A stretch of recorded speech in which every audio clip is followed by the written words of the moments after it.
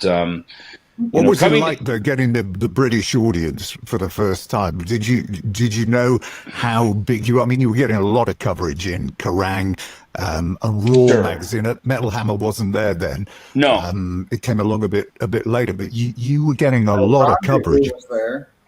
Yeah, no, we were getting a lot of coverage. Again, I think for us, me, Jeff, Dave, all of us, to the Hammersmith audience, legendary, obviously, No Sleep Till Hammersmith with Motorhead, Thin Lizzy. I mean, just these iconic performances, at that venue. And then so to go perform there as our very first time there. And then we would perform, Jeff played there as well, on So Far So Good So What.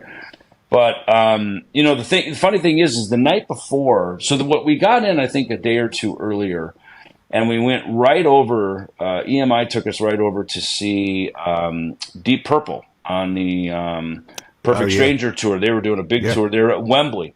And it was the first time we drank the British beer, which just knocks your frickin' face in the dirt, So we're jet lagged, getting completely hammered with this really strong beer. And I just remember I'd go to take a leak or something, and I'm in the bathroom, and I hear smoke on the water starts. You go, oh man, I better run and turn on some smoke on the water. And I go, fucking Richie Blackmore's not even on stage. Like, what the hell did he do? This is kind of he'd have these whimsical things where he would just leave the stage and leave the building, and somebody's like, oh, he already got in the car and he left. I'm like, what the fuck? This is his song. Like, why wouldn't he be on stage for this? So, I just remember it was these classic moments, between the beer, Richie Blackmore, Wembley, then a whole day of press probably the next day at EMI, and then, then the show that night. I mean, it was, like Jeff said, it was to show up, meet and greets, performances, press. I mean,